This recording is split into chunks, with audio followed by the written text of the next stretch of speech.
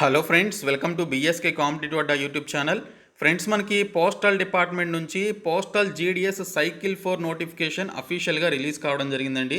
So ఈ రిక్రూట్మెంట్కి సంబంధించి మనకి పాన్ ఇండియా వైడ్గా అన్ని రాష్ట్రాలకి సంబంధించినటువంటి నోటిఫికేషన్స్ని ఒకేసారి ఈరోజు మనకి రిలీజ్ చేయడం జరిగింది.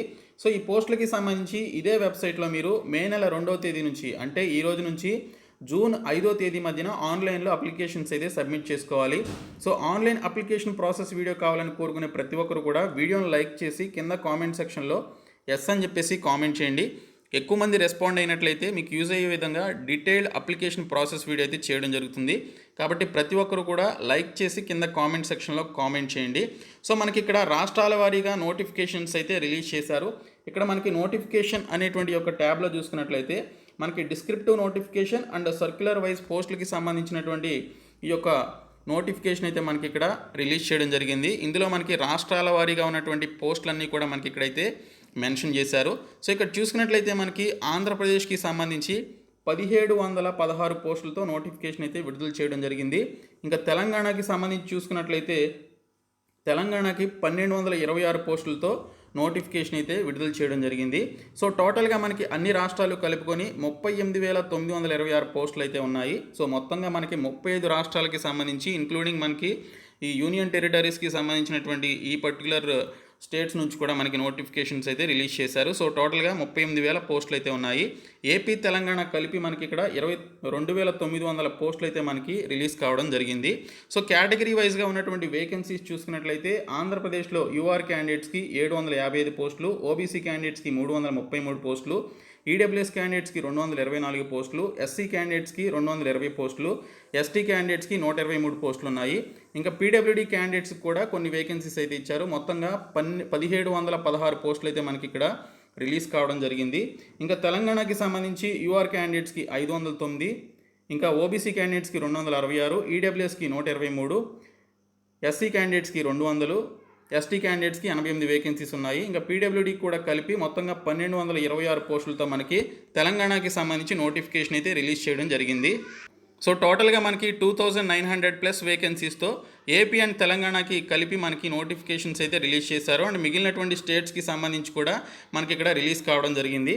సో లాంగ్వేజ్ వచ్చేసి తెలుగు అని చెప్పేసి బోత్ ఆంధ్రప్రదేశ్ అండ్ తెలంగాణకి సంబంధించి లాంగ్వేజ్ ఏది ఉండాలనేది కూడా మనకి ఇక్కడైతే మెన్షన్ చేయడం జరిగింది.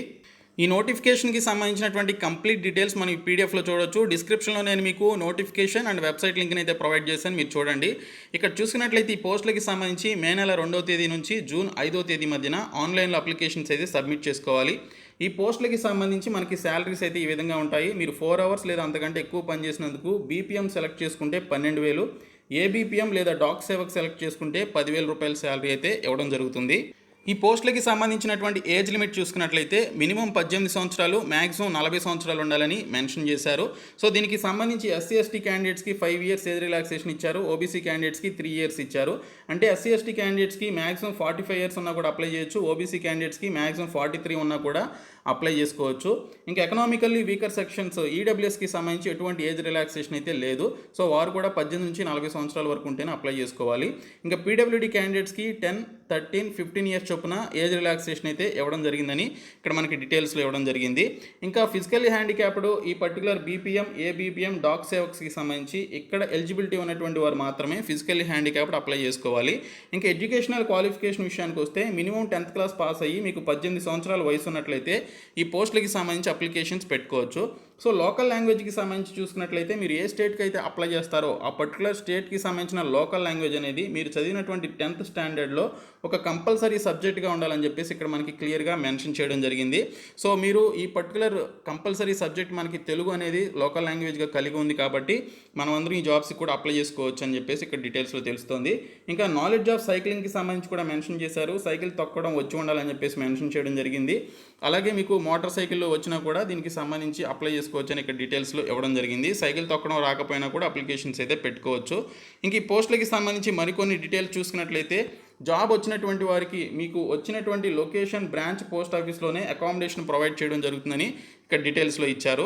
ఇంక ఈ పోస్టులకి సంబంధించి అప్లై చేసుకునేటువంటి క్యాండిడేట్స్కి ఎవరైతే అప్లై చేసుకుంటారో వారు 100 రూపీస్ ఫీ అనేది పే చేయాలి. ఇక్కడ ఫిమేల్ క్యాండిడేట్స్కి, ఎస్సీ ఎస్టీ క్యాండిడేట్స్కి, పీడబ్ల్యూడీ క్యాండిడేట్స్కి ఈ యొక్క ₹100 ఫీ నుంచి ఎగ్జామ్షన్ అయితే ఇవ్వడం జరిగిందని మనకి ఇక్కడ డీటెయిల్స్లో మెన్షన్ చేయడం జరిగింది. సో మీరు అఫీషియల్ వెబ్సైట్ indiaposttgsonline.gov.in అనేటువంటి సైట్లోనికి వెళ్ళి మీరు అప్లికేషన్స్ అయితే పెట్టుకోవాలి. మీరు అప్లై చేయడానికి సంబంధించి మీకు ఒక రీసెంట్ పాస్పోర్ట్ సైజ్ ఫోటోగ్రాఫ్, అలాగే స్కాన్డ్ సిగ్నేచర్ అనేది ఉండాలి. అలాగే మీకు సంబంధించినటువంటి 10th క్లాస్ మీరు ఎప్పుడు పాస్ అయ్యారు, అలాగే మీ యొక్క 10th క్లాస్ పాస్ అయినటువంటి లాంగ్వేజ్ ఏంటి, తెలుగా లేకపోతే ఇంగ్లీషా, హిందీలో పాస్ అయ్యారు అనేది మెన్షన్ చేయాలి. ఇంకా ఇయర్ ఆఫ్ పాసింగ్ 10th ఎప్పుడు పాస్ అయ్యారు అనేది మెన్షన్ చేయాలి. ఇంకా మీకు సంబంధించినటువంటి mobile number, email ID, date of birth ఇవన్నీ కూడా మీరు అప్లికేషన్ ఫామ్లో ఫిలప్ చేయాలని చెప్పేసి ఇక్కడ డీటెయిల్స్లో ఇవ్వడం జరిగింది. ఇంకా చూసుకున్నట్లయితే మనకి ఇక్కడ ఈ పోస్టులకి సంబంధించి selection of division and exercising ప్రిఫరెన్సెస్కి సంబంధించి the candidate can select only one division for submission of his or her candidature for all the eligible post అని చెప్పేసి మెన్షన్ చేశారు.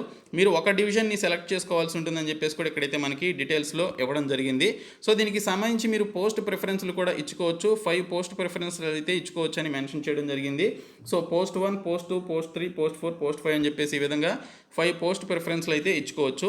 ఇంకా ప్రొసీజర్ ఆఫ్ ఫీ పేమెంట్ కనుక చూసుకున్నట్లయితే మీరు అఫీషియల్ వెబ్సైట్లోనే ఆన్లైన్ ద్వారా ఫీ పేమెంట్ అయితే చేయాల్సి ఉంటుంది.